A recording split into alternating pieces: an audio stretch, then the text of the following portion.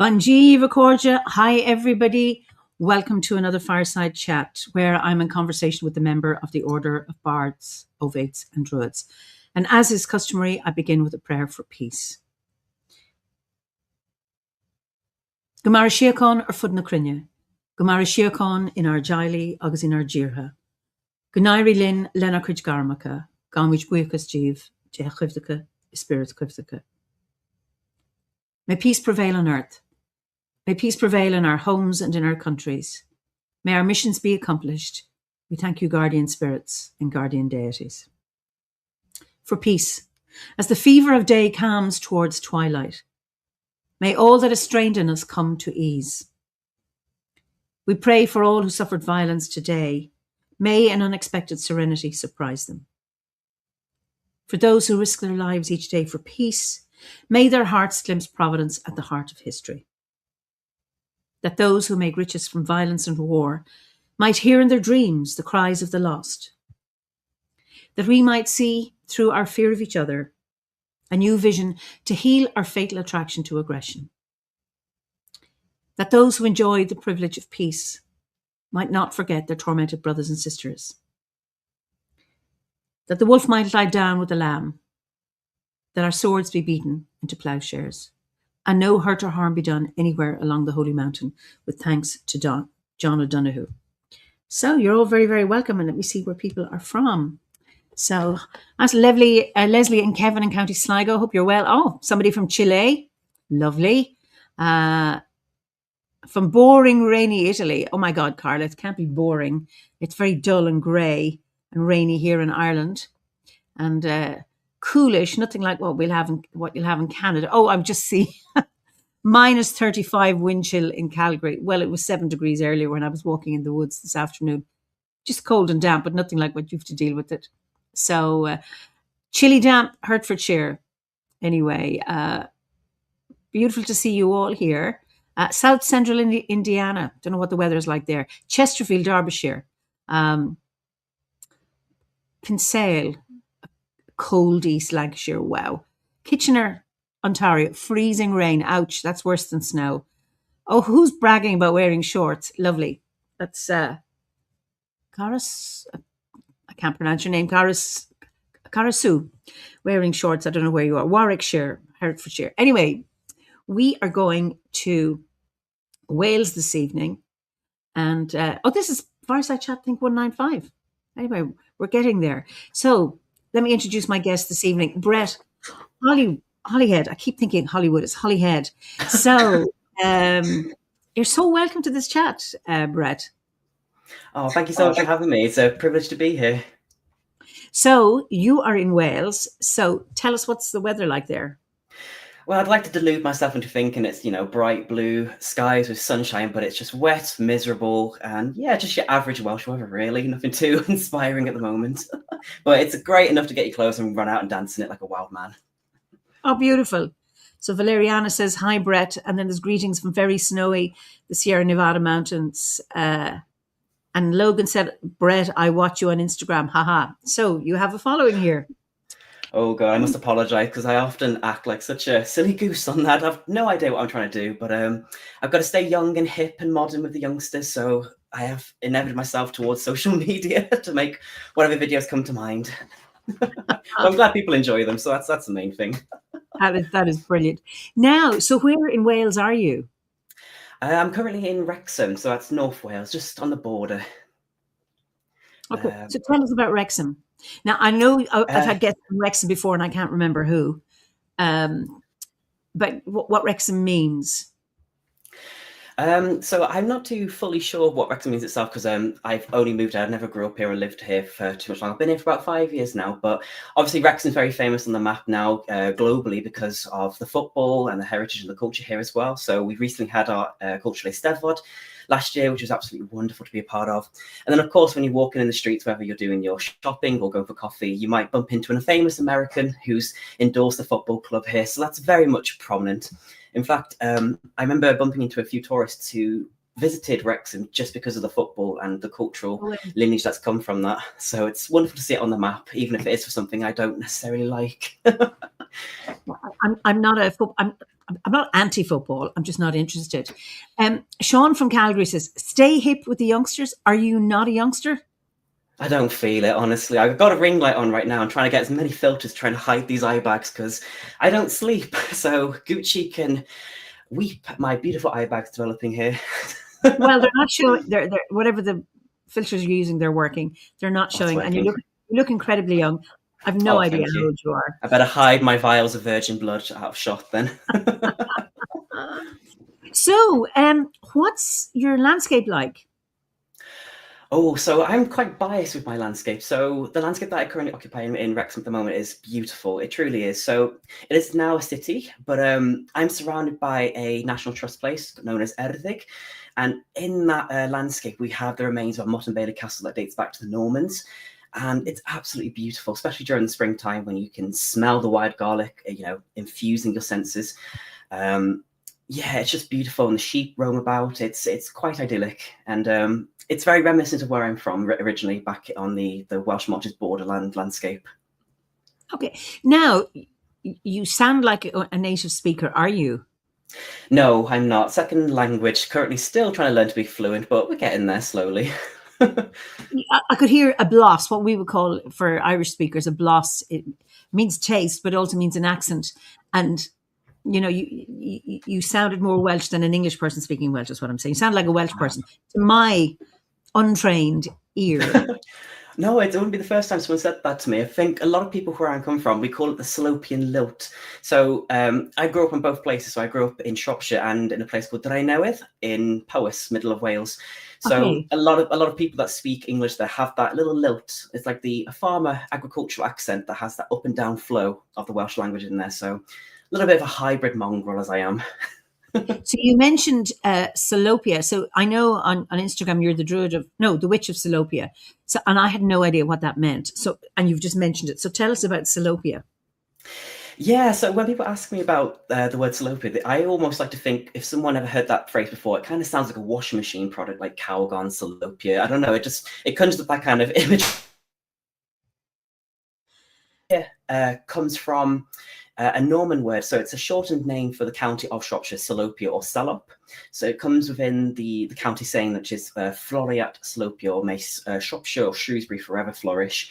And that derives itself from the Anglo-Saxon, which is, it's a very long, convoluted word, Scrobbles Borisgir. And when the Normans came over and invaded the landscape, they thought to themselves, feck that, we're not pronouncing that, let's shorten it down to this. And so it comes from that. Wow, interesting story. Interesting story. Wow. So, okay, tell us about your background. I mean, how did you? I suppose your spiritual background, and then I'm interested in that journey.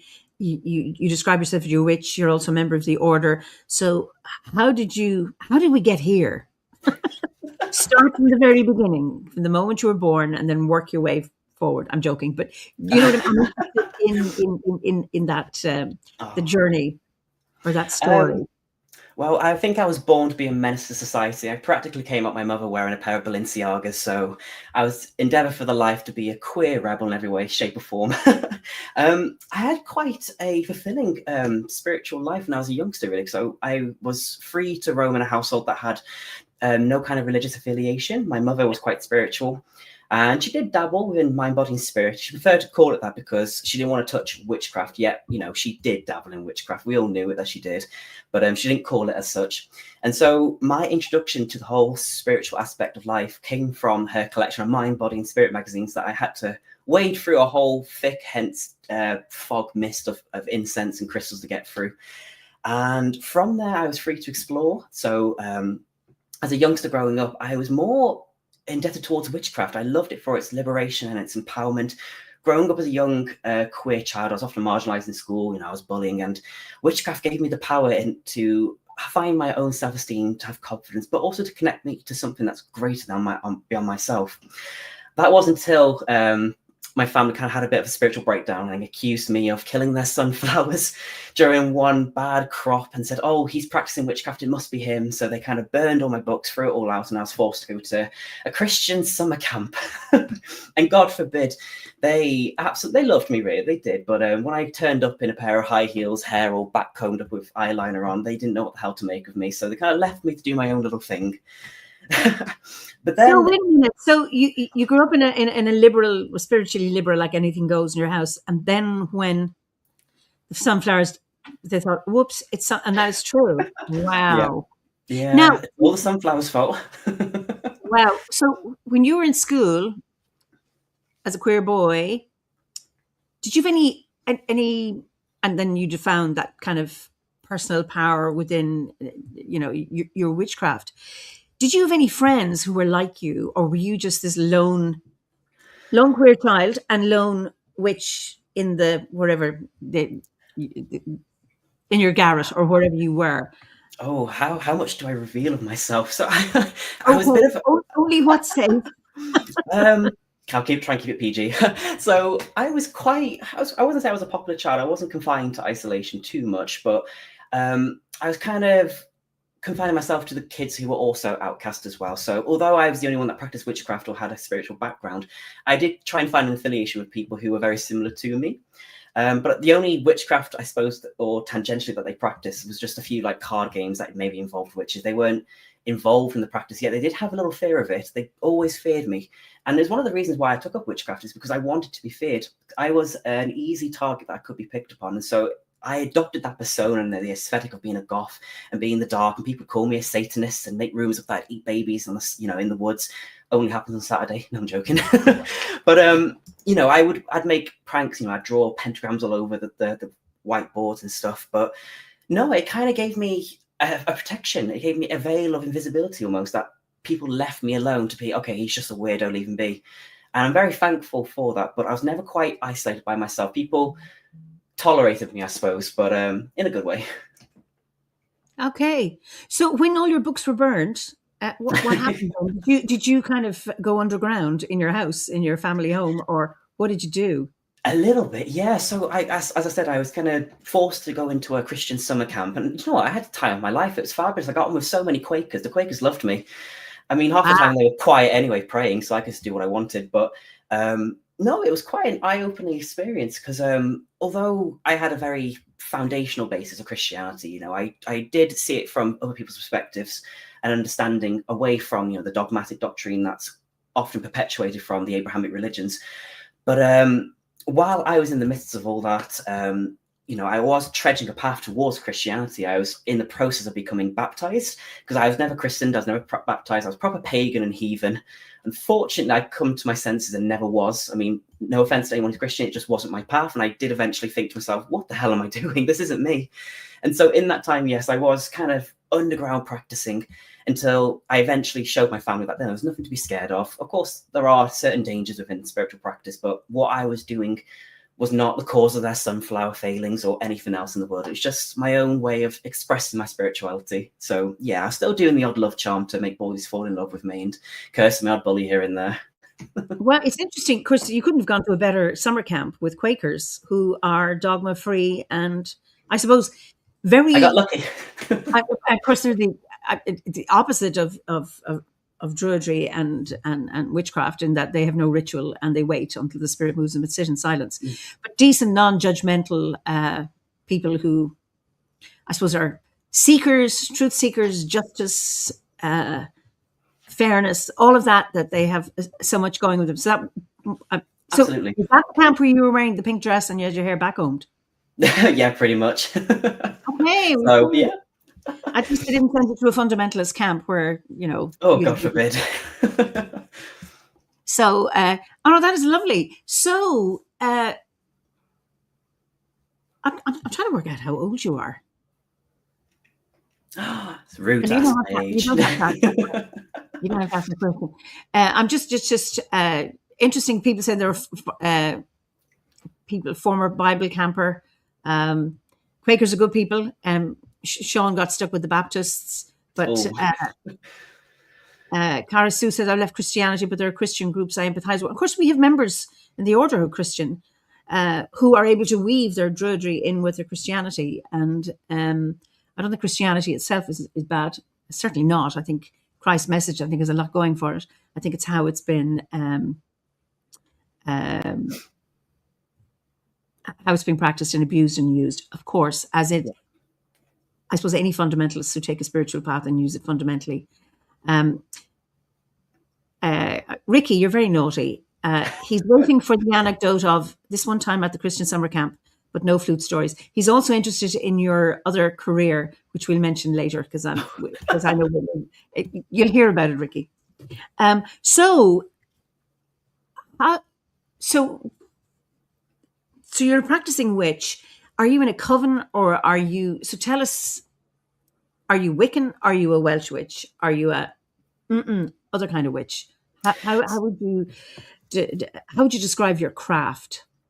So, as I am now, I describe myself as a Welsh Marches folk witch. So, my practice is inherently founded within the cultural traditions and the streams of mythology and lineage that's in possession of my landscape itself. So, it comes from those cultural iterations that are found within Shropshire across the whole entire of the Welsh Marches. I did start off as a Wiccan. I wasn't initiated into any kind of formal covenant at that time of the age. I was only young at the moment. And they were the only books accessible to me. So it was a great starting point, but something didn't quite feel right for me. It didn't quite spiritually meet what I was necessarily yearning for. But the fabulous thing is, growing up in a spiritual household, I didn't realize that when I started to delve into the practice of folk witchcraft, I was already doing the things that kind of entitle what folk practice is. Because obviously, I should make it obvious now that folk practice is not necessarily synonymous with witchcraft. Folk witchcraft is almost a blending of the more modern affair of what witchcraft is today with those ancestral traditions that are rooted in folk practice.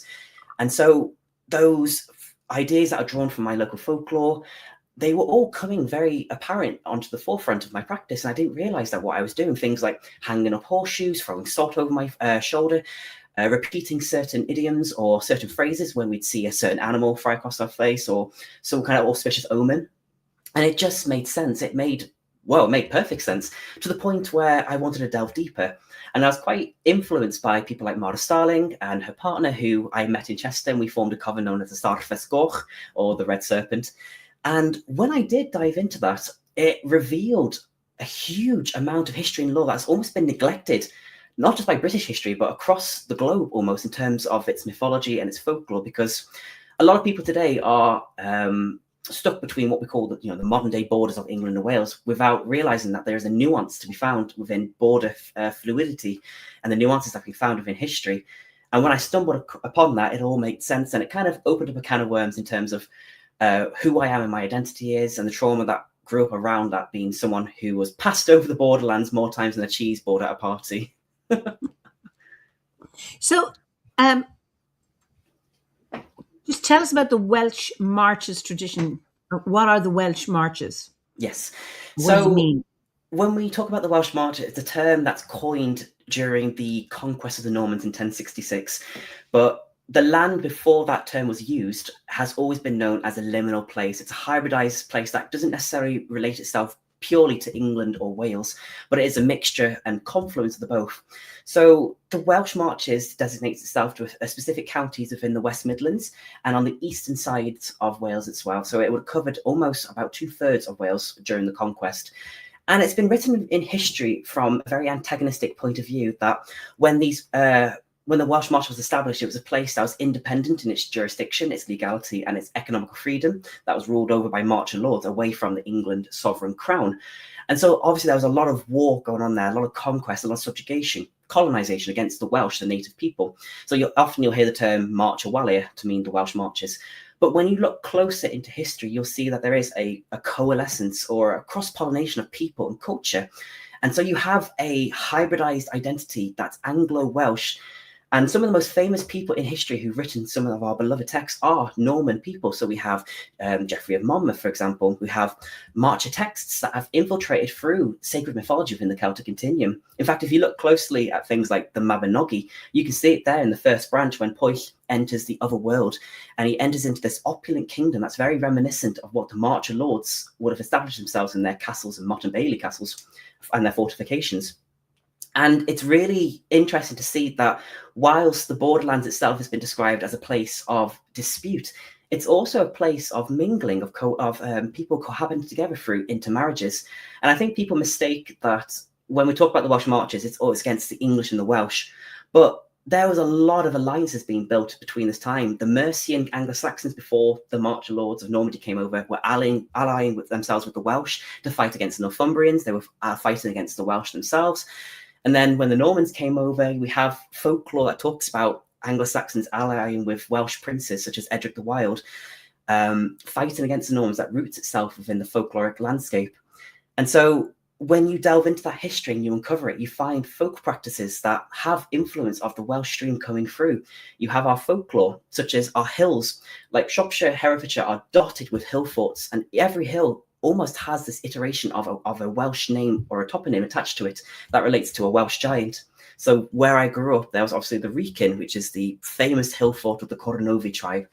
And the giant that roams around and created that was Gwendol Wrekin ap Shenkin ap Mynydd Mawr.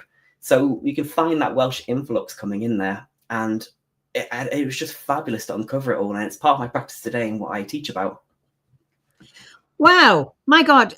Bit of a jumble there, but I think I need to attend a course on this. It's just fascinating. So the marches that's the Norman piece, yeah? Yes. So the marches themselves ceased to exist during the 16th century after King Henry VIII unified it all under the Acts of Union, and that included Wales being assimilated into England as well. But even though those counties, the ones that have gone back to Wales and the ones that gone into England, the marches itself exists as a name that still attaches itself to those English, I say English in quotations there, to the Shropshire County, the Herefordshire County, Cheshire, as well as bits of Worcestershire and Gloucestershire, because of that peripheral location to the geography of Wales, that influx of folklore, the language persists, the culture still persists in people. So although it's classed as England now, which I hate for a multitude of reasons because it completely displaces the cultural nexus and complexity of my landscape, it still exists. It's the name still persists through, and so does the culture. I'm fascinated with just this Norman piece because where I am is on Anglo-Norman. I live in a place called Three Castles, and so I live in Three Castles.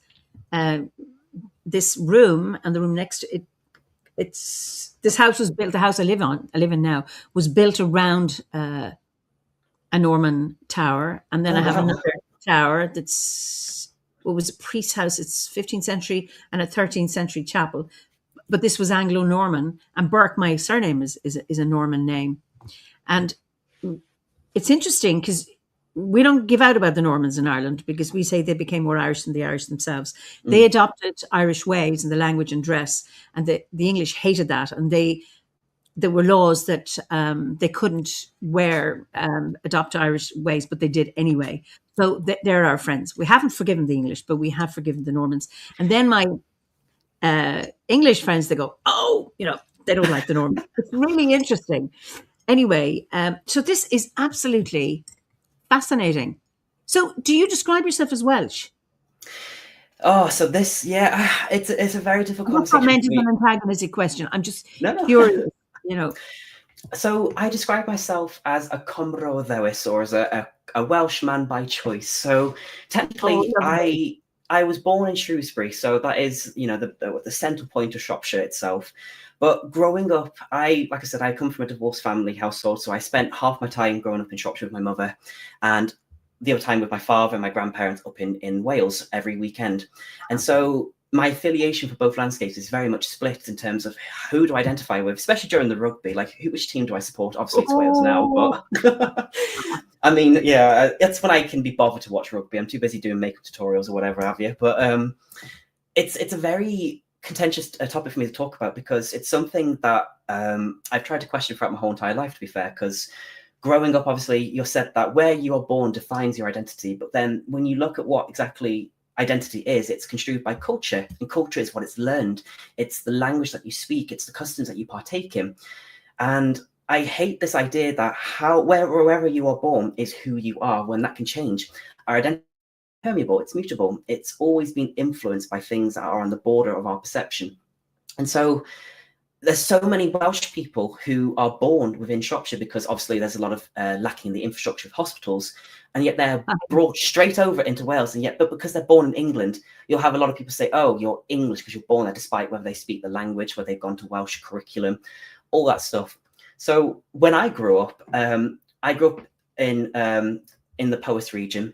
There wasn't a lot of Welsh spoken in that time. It's grown now, thankfully, because there's such a beautiful flourishing of the language currently in the modern day. But I didn't get a chance to go through the Welsh curriculum, so I missed out on learning the language. And I had a bit of scorn from both sides of my family, who are also a mixture between English and Welsh. So I was called all sorts of names by my English family member, and I won't repeat them here. But I was also called names by the Welsh side, so I couldn't win. But then when I found the Welsh marches and the history that goes through it, and people describing themselves as people of the march, not as England or as Welsh, it reconciled something within me. And then I found more and more texts from the 16th century Romantics that describe the people of the marches as being almost these hybrid degenerates, really, that they belong to neither culture. They're proficient in cursing, they are quick-witted, they have a sharp tongue, and they practice incest every weekend. But I can claim to do the other ones, just not that one.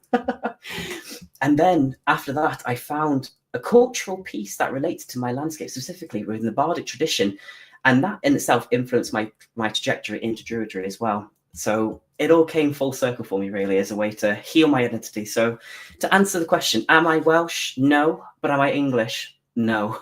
Well, it's funny. My Howard, my late husband, he was born in Wales to an Irish father, a Scottish mother, and brought up all over a number of places in England, and had no hometown. And when he moved with his first wife to Scotland, and everybody thought he was English, even though he's a Campbell, Scottish name. And then when he moved over to Ireland, and they said he thought he was from Scotland. And my brother would imitate him with a Scottish accent, but he had a Northern English accent. But it's really interesting how and he wore a kilt. But when you'd say, Howard, where are you from? He'd say, well, it's a long story. And this would be the preamble. And then he goes, I'm a European, because he couldn't find, because he didn't have a hometown. And it's really interesting. I think he felt most at home when he moved to Ireland. Yeah. And I think that was very, very important. But he kind of was an outsider and had, what do you do when you come to terms with that? Because being an outsider can be really, really useful. So I don't belong. I never felt I belonged in the place where I was born. I belong here. I'm not from Kilkenny, but this is where I belong. It doesn't belong to me, but I belong here. Absolutely. And I love the landscape here. So, and I think, and that's a really interesting one. Where do you put down your roots? And absolutely, it's before identity became a loaded issue in the last, say, 10, 15 years, I lived in Africa, and I would meet couples who were different cultures and would have children born in a third one.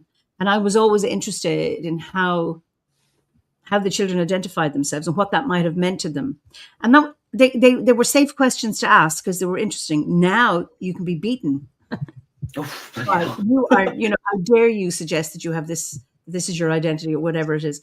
When I find it a really interesting, I think it's a really interesting conversation. And I do it out of curiosity rather than, I'm not putting anyone into their category. We all decide where it is we belong. Absolutely. I think today as well, like you said, identity is such a polarizing issue, but identity has been the crux of many things throughout generations. It's been the sole cause of a lot of change and transmutation throughout the ages. And I think you see in these conversations as well, when it comes to identity, as to where people who necessarily grow up in a different place where the heart belongs, where the heart sings to. So a lot of people who grow up on a land, specifically America, for example, was probably one of the biggest examples I can think of. They don't relate to that land because obviously there's problems with, the indigenous populations there. And so they look to their heritage and they look to their lineage as to where they can find those roots again. And of course, there's always problems when it comes to that. There's things to do with appropriation. You haven't lived within that culture, but then there's not enough attendance to the idea of the diaspora or the diaspora identity, and how that in itself carries with it such a beautiful foundation of truth that there is a mingling of this identity, but there's also a heavy sense of grief that hasn't quite been given the empathy that it deserves in this time frame. And I've always said that the Welsh March is a diaspora culture upon the doorstep of Cymru, basically. Can you repeat that? Because I think you've made something really important. So you're talking about the diaspora and that grief. And I think, particularly across the Atlantic and maybe the Southern Hemisphere, that needs to be acknowledged. And I don't know what the solution is to resolving it, other than expressing it and feeling it and finding. I think wherever you are, you have to find your roots somehow. And I think Absolutely. that's for each person to work out themselves. I think that's a hard one. But you just go back a bit about the Welsh marches and that diaspora piece. That's curious. So go on. So the Welsh Marches has its own body of literature that's kind of not well known across the globe, because a lot of people, when they come to anything that's Celtic in relation, either whether it be Irish or it be Welsh, and they turn to the Ulster Cycles or they turn to the Mabinogion. But then the Welsh Marches has its own texts, things that are Anglo-Norman, so from the Romances. So we have Folk Fitzwarren, and that is a very convoluted tale. I won't explain it all, but that in itself shows the aspects of the Marcher, social and cultural aspects shining through the tale itself, that describes it as being sovereign unto itself, that doesn't necessarily colonize the Welsh or push the Welsh from the landscape, but it establishes itself as an antithesis against English tyranny. And so we can see that there is a third aspect there growing within the people and the audience that would have been reading these tales. But I describe it as a diaspora because the people there, like I said, they were denigrated. They were given harsh reputations by people who came to this landscape because they didn't seem to be belonging to either England or Wales. And so I do call it a diaspora or diaspora community, because there is that Welsh rooted lost lands running through the terrain of those Welsh Marches landscape. The Welsh language thrived still in those places. The names still exist. Some people still speak the dual language there. You often go into Shrewsbury and you'll hear Welsh spoken. But when I was researching it and going deeper into it, we have bardic poetry attached to it that speaks of hiraeth, of lamentation, of melancholy. And it all comes from the voice of a woman who talks about Pengwern. So Pengwern is the Welsh. Oh, he's gone. I hope he comes back. So I'm going to deal with some comments here. Hopefully he will come back. Wow. Cara Sue asks, what's the definition of diaspora? I'm familiar with the term, but I don't know what it means. So the diaspora refers to people who have... Oh, sorry, I'm back.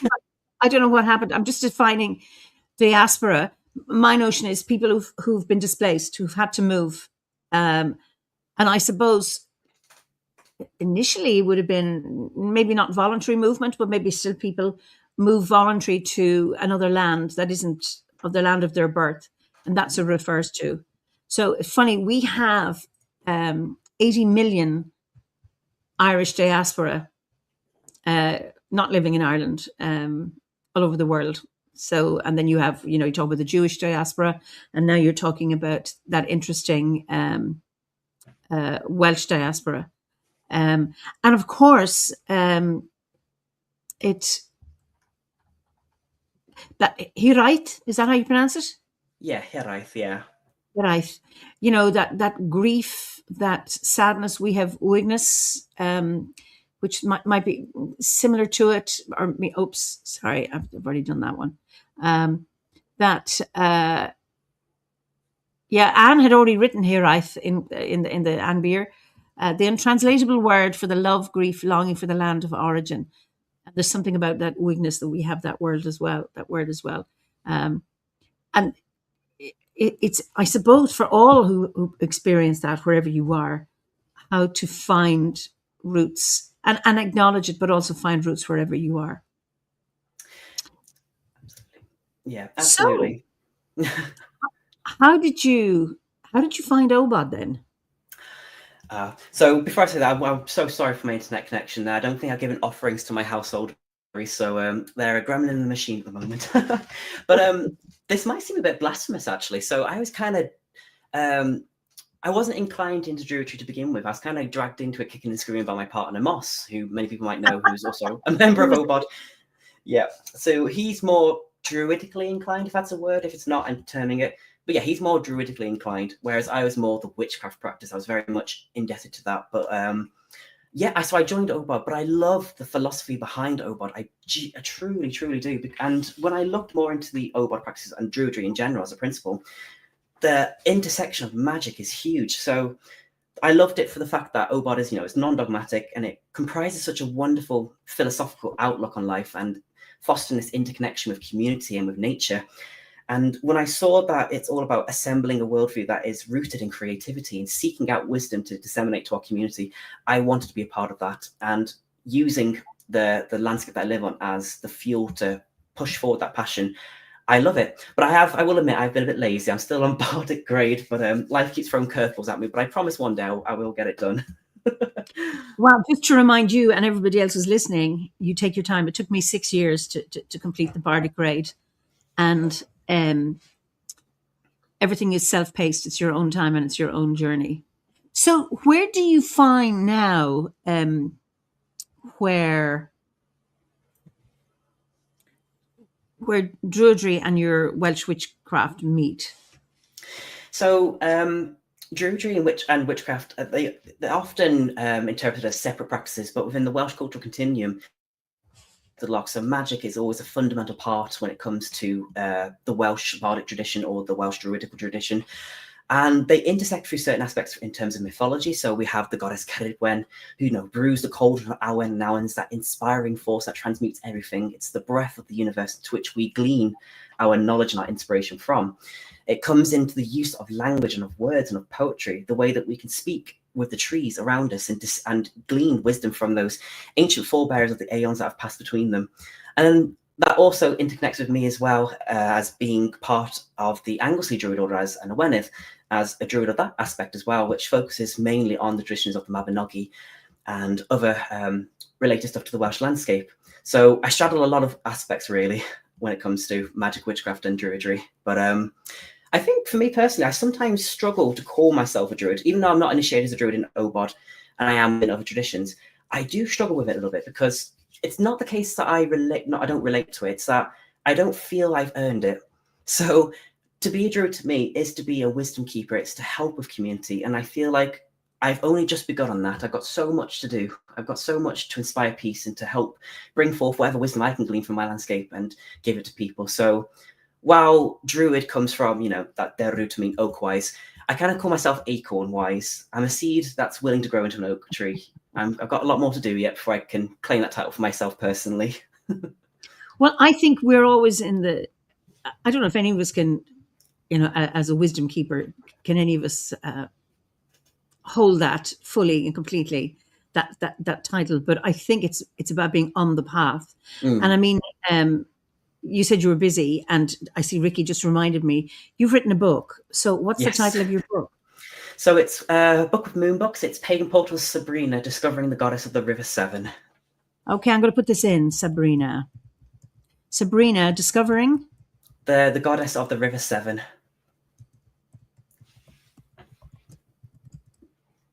Okay. So tell us a little bit about that book. So Sabrina, or Havren as she's called in Welsh, the book is dedicated to the goddess of the longest river of Britain. So it's a river that flows through about 220 miles through the villages and the towns of the Welsh Marches, starting her journey off from the Pindaman Fawr or the Cambrian Mountains all the way down to the Bristol Channel. And it's a river that I was born next to. She's been a part of my life since I can remember, back from the days of school where I had to learn about her mythology. You can only walk past a street sign and her name's attached to it. Oh, Havren close. And so I wrote that book to show that there is a deity attached to this river who's almost been overlooked for more popular deities within the Welsh pantheon.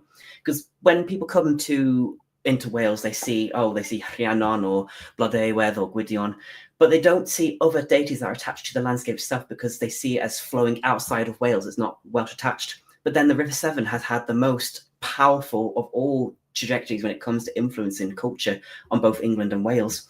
So I wrote about the historical practices attached to the Severn, her etymology, her folklore, magical practices, as well as kind of the spectral apparitions that appear, and of course my practice with her as well in relation to both antiquity and into modern day as a druidical practice as well in terms of environmentalism.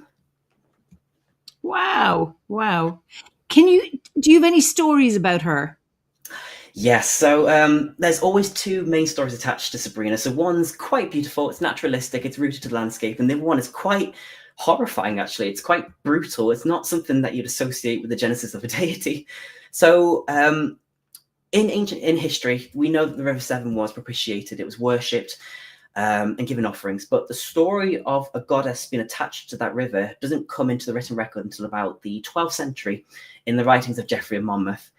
And in that tale, Sabrina is the bastard love child of the King of England, King Locrinus. And he's completely besotted by Estrildis, who's a Germanic princess, and he has an affair with her, basically, while he's betrothed to Gwendolen. Gwendolen basically finds out, just to cut the story short, and she raises an army to go and kill her husband, because, you know what they say, hell have no fury like a woman scorned. But her vindictiveness didn't stop there, because when she found Estrildis and the child, who in the tale is called Habrem, she drowns them both in the River Severn and gives the river the child's name as a everlasting symbol of her husband's infidelity. But then the story says that the spirits of the water took pity on the child and with one kiss snatched her away from death and transformed her into this immortalized deity who can be seen during liminal times in the mist, riding upon a chariot pulled by all sorts of aquatic creatures. So that's one tale. Whereas the Welsh tale is a little bit, it's drastically different. So the Welsh tale comes from the folklore within about the 14th, 15th century of people writing it down. So we don't know how old it actually is, but we do know it comes from the oral tradition. And it relates to the three sisters of Plinlimmon. So one day the giant Plinlimmon was walking the landscape of Wales and he cried 3 tears because of the desolate lands that surrounded him. It upset him so much that he gave birth to these 3 tears. And from these 3 tears were born 3 beautiful nymphs. So we have Havren, or Sabrina, who is the River Severn. We have Gwy, or the River Wye, and we have Rheidol, or the River Rheidol, or sometimes interchanged with the River Ystwyth. And as they grew stronger and more beautiful each day, they yearned to be joined with the Celtic Sea. And so their father cloaked them and sent them along their way, Rheidol being the first because she was so ambitious to cast her way through the rugged terrain. She wanted to join to the water first without stopping to spare a moment's peace for herself. Whereas Havren and Gwy took alternative routes. Havren wanted to discover the kingdom of people and to learn their ways and to dispel her own wisdom with a warning that if they ever encroach upon her boundaries, she would flood them. And she's kept her word ever since because she floods. She's a very capricious entity. She's very temperamental and moody, like me, which I love her for. Whereas Gwy, or the River Wye, took her time through the more scenic and the more tranquil routes of Wales. And when they joined together in the water, they told each other the tales of what they'd seen on their travels before rejoining on the clouds to ride over to their father to restart their cycle again, thus forming the hydrological cycle. So every time there's rain, you're in the presence of divinity. Wow. So I'm just going to put this up because Deborah says this. The book is wonderful. I've lived along Sabrina and still learned so much more. Brett Hollywood has great stories and insights of the borderlands. And then just what this one, I can't read the name. What a beautiful soul you are, Brett. Isn't that lovely? Thank you so much. Thank you. I'm blushing. It's just beautiful, beautiful. That is absolutely fascinating. So are you writing anything else at the moment? Oh God, I mean, I'm completely in writing jail at the moment. So I'm writing 3 books at once. I don't know whose idea that was, but it's making me pull my hair out what's left of it. And so my second book is The Welsh Marches. So that's all about the witchcraft, the cunning folk, and the seasonal traditions, delving into the Welsh Marches as a bigger book than my Pagan Portals. So Sabrina is my foot through the door. This one kicks open that door completely and says, here I am. I haven't announced it yet, so this is probably an OBOD exclusive. I have another Pagan Portals book coming out called Pagan Portals Helith, which is the bardic tradition I was talking about related to this landscape, exploring who she is in terms of the iterations of her poetry throughout the landscape. And I do have a secret one that I'm not allowed to announce yet that I've just submitted, but I haven't heard back yet from. So please wish me luck. Ooh. Now, do you have a website? Or do you have a way that people can find out what you're doing? Or is it find you on Instagram, The Witch of Salopia?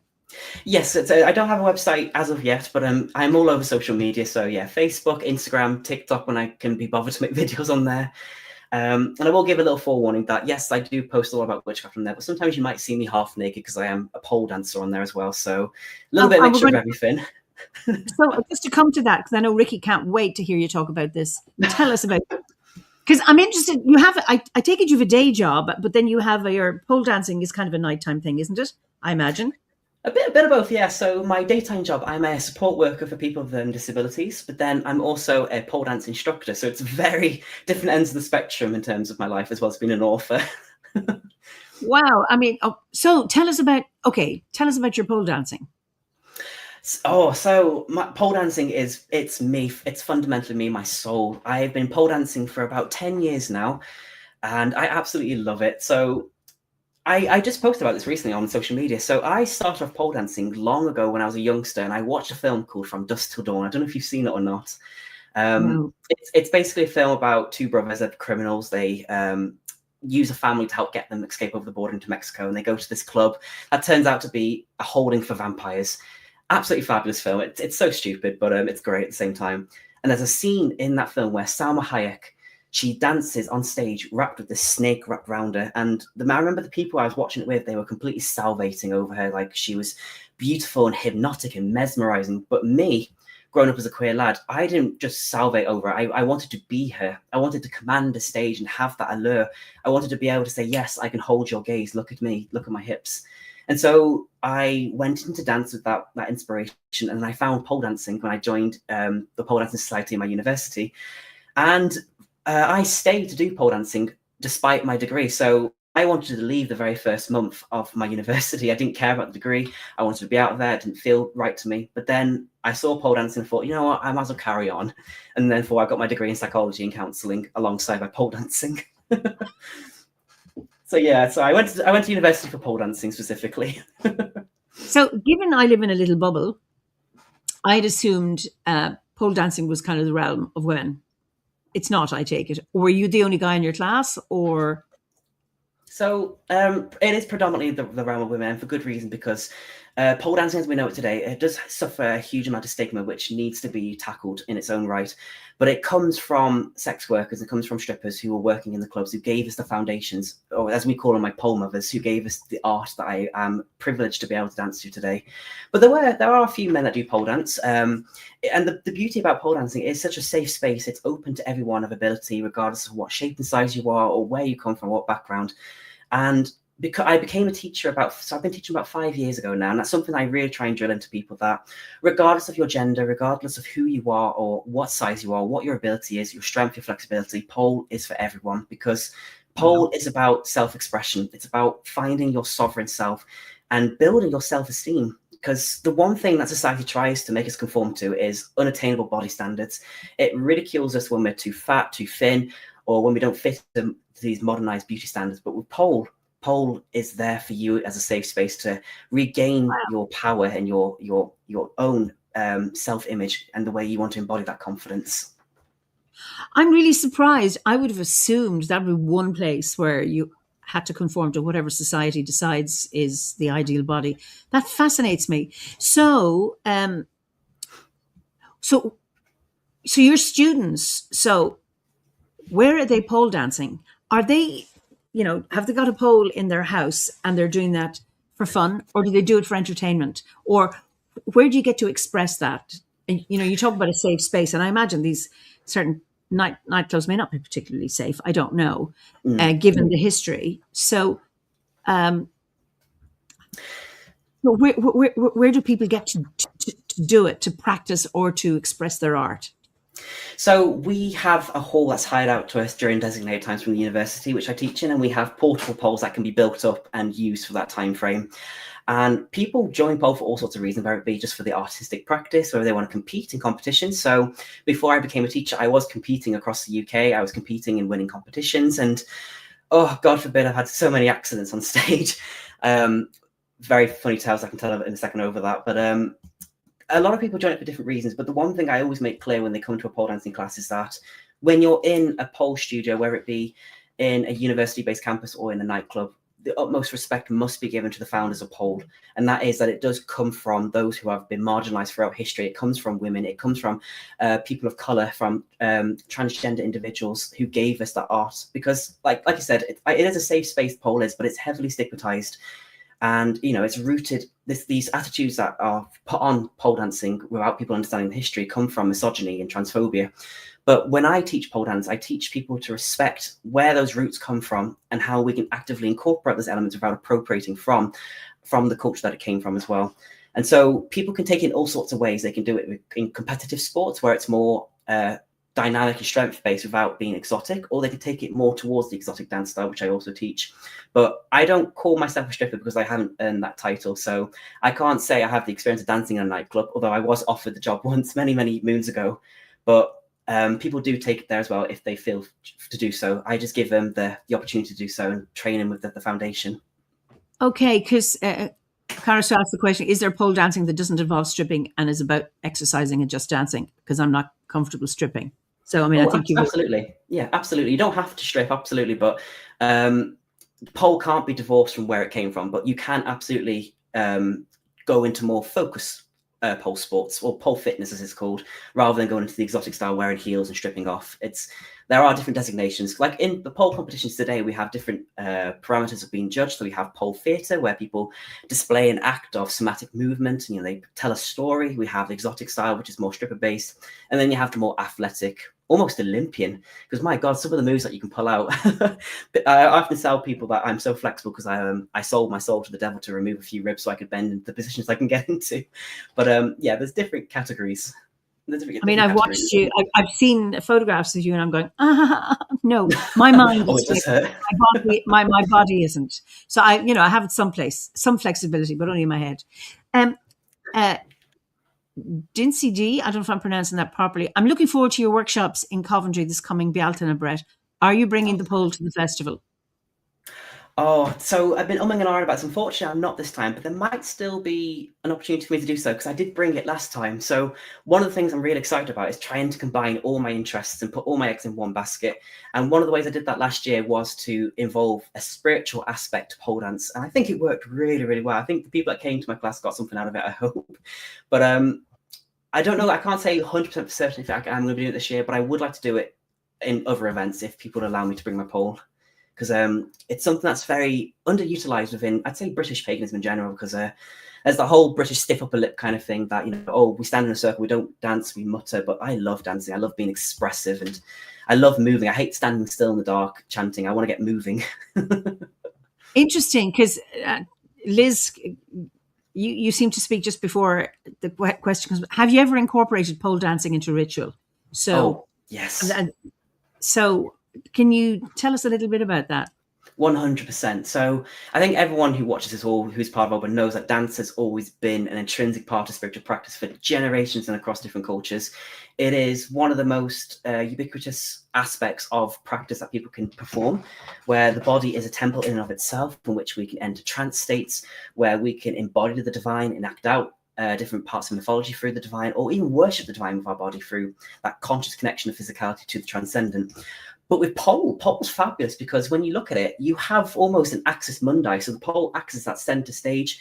You're walking around the pole, dancing around the pole in circles. So it's almost as if you're casting your own ritualized energy, or you're circumambulating the area itself to cast that circle. And for me personally, I do incorporate it into spiritual practice. So I'd be a hypocrite if I said that I'm so confident, I'm full of self-esteem. I have body dysmorphia issues. Pole has been there for me in turbulent times when it came to my eating disorder back in university. But when I'm in that zone, when I embody the pole dancer who I am, when I envision myself as powerful enough, like Salma Hayek on stage, I am in that moment. There's just me and the numinous, and I feel that energy course through me. I feel that confidence course through me. Even if it's just for a fragment of a second, I am invincible. And I feel the currents of the universe underneath my feet as I do dance, and I can feel the rush of the energy around me. It's beautiful. And I encourage people to also take it up for that practice as well. So I like to envision myself as Babylon. So that's a bit of a controversial topic in and of itself. But obviously Babylon, the whore of Babylon in the Bible, she is this figure that rides this 7-headed dragon who holds the cup of fornication, draped in scarlet, and she's powerful and she's beautiful and she has these people commanded under her feet.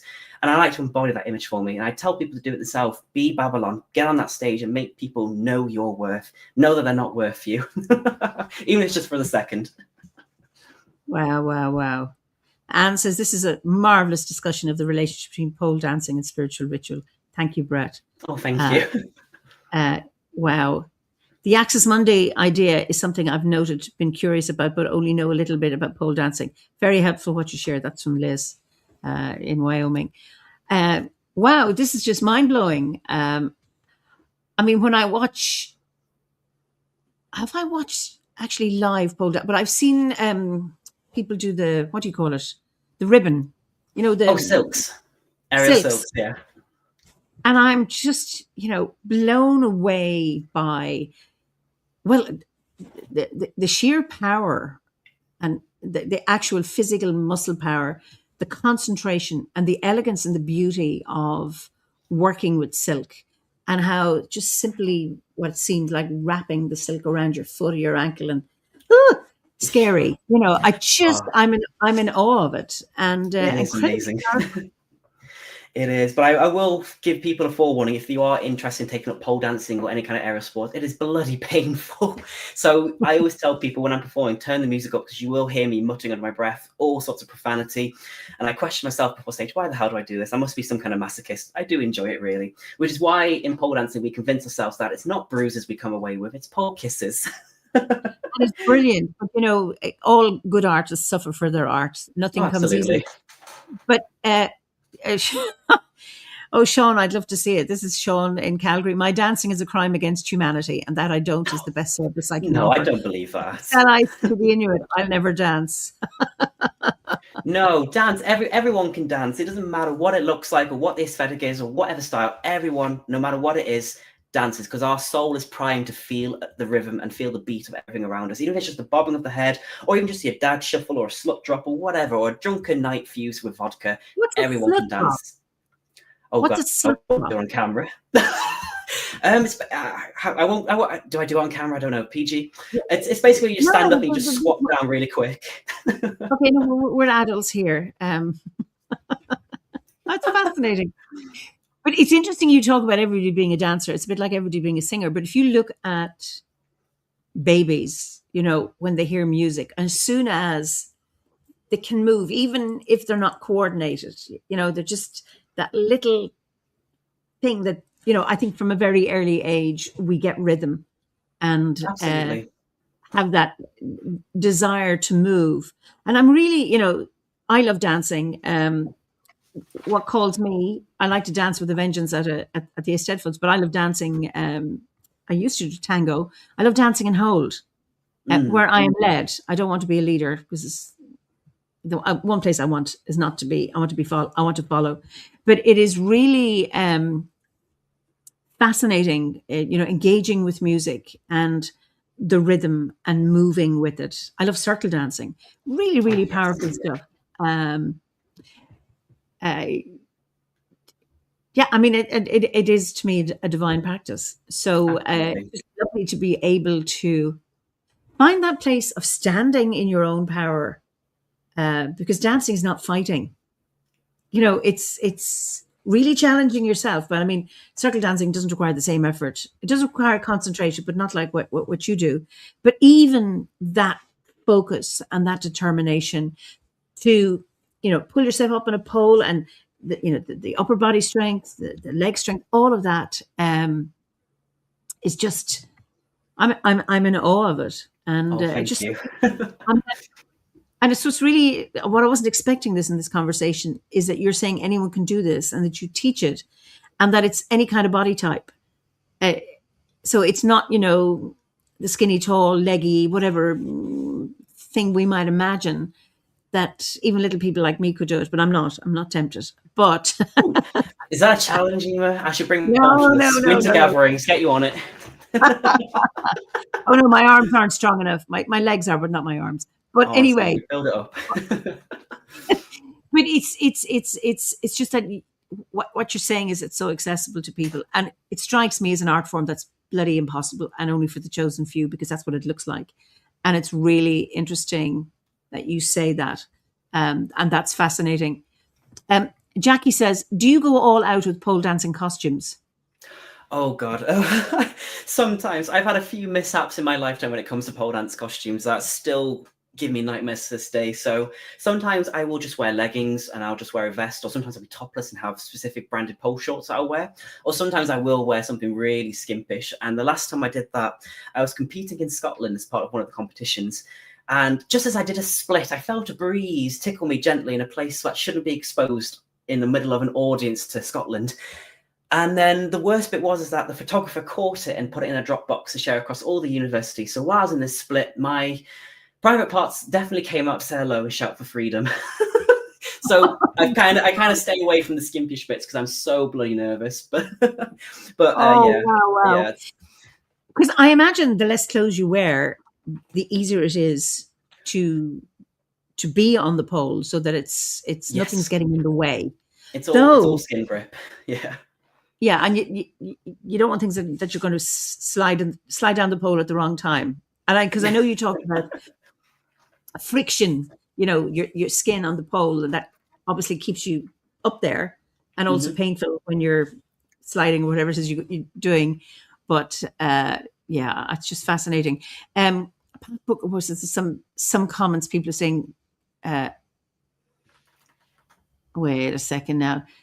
So Sean again, I can barely lift my fat ass out of bed. Not sure I could do a pole.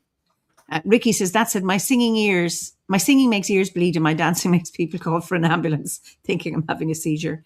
Pat Booker says, every time I pull myself up with my I'm pole dancing. Pat. There you go. It's pole dancing in action. But no, and then Sydney Weaver says, and this is a no, definitely, Sydney, I would love for you two to get together and him teach you pole. I'm sure there are modifications to make it possible. Anyway, so in your dreams, you keep dreaming. And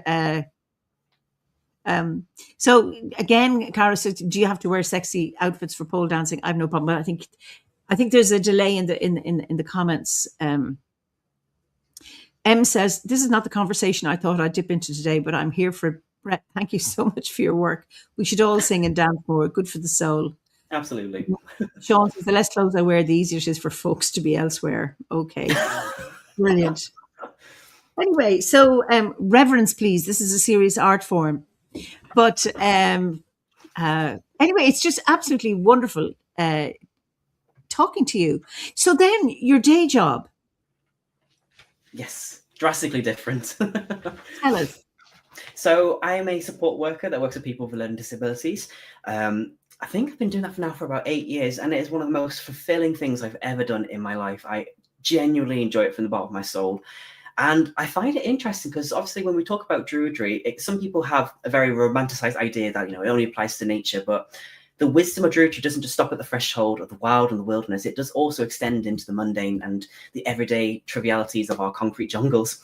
And in work, I am obviously trained in person-centered care and the positive behavioral support approaches.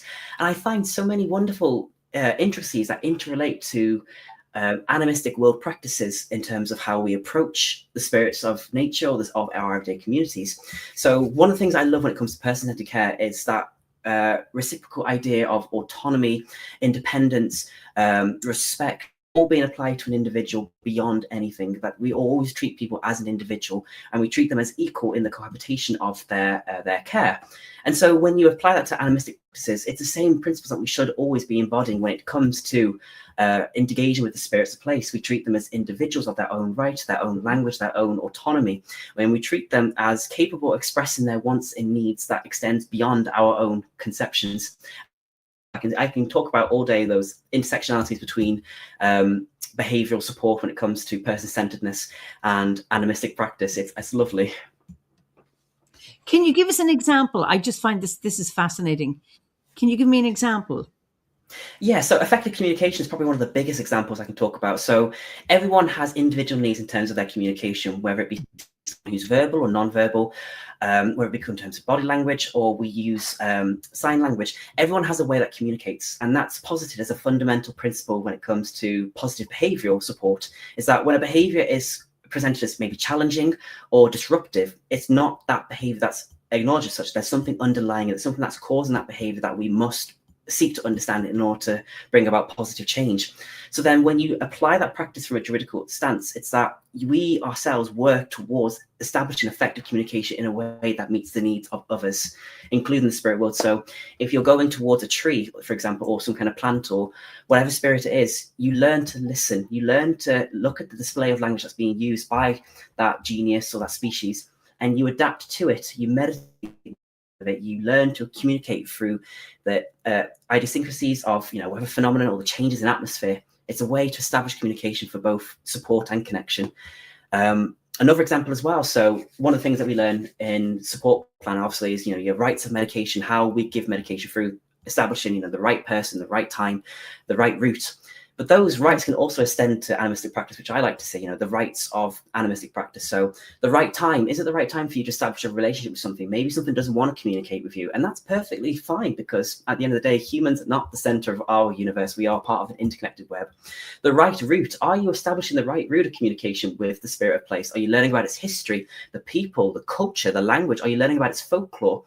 Of course, like I said, the right to refuse. Obviously, we say the right medication, but then if you're a druid that practices magic or any kind of ritual practice, you can translate that to right practice. Is it a practice that you're working with the tree? So if a tree has a certain correspondence for baneful magic, why are you trying to establish a connection with it through something for love magic? Do you know what I mean?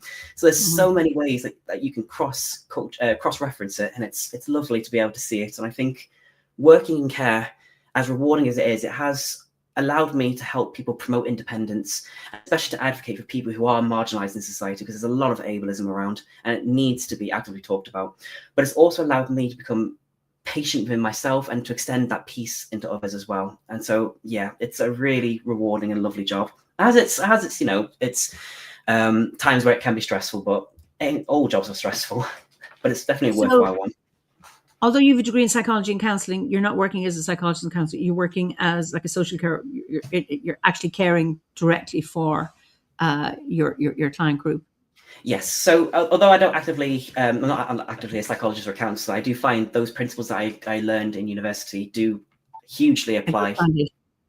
Here's Carousel. I wish all disability support workers were like you. I've had support workers who outright don't work with me the way I want to. I'm so sorry. That's awful, honestly. It does annoy me because, you do, obviously not every single support worker is this beacon of hope, because, there are a lot of malpractice when it comes to the care sector, because, we're dealing with vulnerable people, and sometimes people go into it for very nefarious reasons. But that's always something that I do promote, that everyone is an individual, and, everyone should be respected and have their wishes fulfilled. And yeah, I'm so sorry about that. But I truly hope that, things will change in the future. Like, there's so much more that needs to be done to promote, like I said. And the tides are turning, the more people are gathering together to advocate for the most vulnerable in our society. And I hope, and that's the whole point of Druidry, is to establish peace. It's to go forth into our communities and establish that peace amongst all people, regardless of who you are or where you come from. Wow. And Sydney says, Sydney Weaver, yes, reminds me of when we care for plants. We don't blame the plant when it's struggling to grow. We look at its environment, nutrients, soil, diseases, weather, etc. Same as with people. Now, why fire trucks are red? Any books on the horizon in these fields? Because I think this is a really interesting, this last piece, I think is just fascinating. Well, thank you. I haven't had anything in mind to talk about this kind of field, but maybe in the future, I've actually inspired to do it. Maybe in the future. I have to get my other projects out of the way first, but just get those other three out of the way, and then you can do it. No problem. Thank you. I'd love that. Thank you. I'm glad people have faith in me to do it.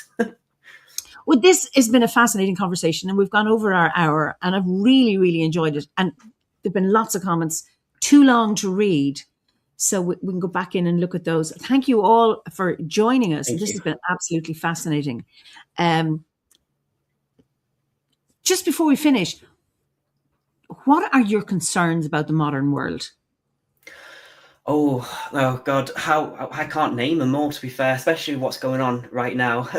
But if I had to say maybe one concern amongst everything that's going on, it's that people are losing hope. They are losing those positive aspects of life because we are surrounded by so much infiltration and negativity in the world. That we have the revelation of certain things coming to light from people in power and authority being recently released. We have war on the horizon with several different countries. There's fighting, there's discrimination, there's prejudice, and it all does take a toll on the human soul. It really does. But and I have hope. I have faith that we as a people can come together as a collective and try and fight against this, try and fight against these horrible, nasty rhetorics that are being forced down our throats. But the concern for me is that people are losing that hope. And I hope that people can try and find the whimsy in their life. They can find the things that bring them joy. Because, of course, we can't turn a blind eye to the atrocious things that happen to society, but we must nurture ourselves that we can continue the fight. And so I always say to people that, yes, there are horrible things happening and we must continue to advocate for them and to promote resistance against them, but also find the things that bring you joy, because the world is full of so much beauty. And Druidry teaches that the world is beautiful and it is worth holding on to, and not having this nihilistic sense of the world that, nothing matters anymore. It doesn't matter. It's all going to die. No, there's so much meaning to be found. There's so much more wisdom to be gleaned. There's so much more to do. And whatever the media puts out that's horrible, there are other things that are being brought forth into the limelight that's also being suppressed. The positive things that are coming out in the world, and it's worth holding on to those to try and combat the negativity. So yeah, I think you might probably, my question always after is like, what gives you hope? I think, have you answered that question? What gives you hope? Sort of. So what gives me hope? Maybe I'm a romantic, maybe I am, but I have hope in people, and that that it's Druidry is about the love of all existences, and I am not a person that's like I love everything. I have my days where I'm an absolutely nasty, hate-filled goblin. I love to hate, but my hope is that the world still has hope for us. I still believe that there is beauty to be found in places.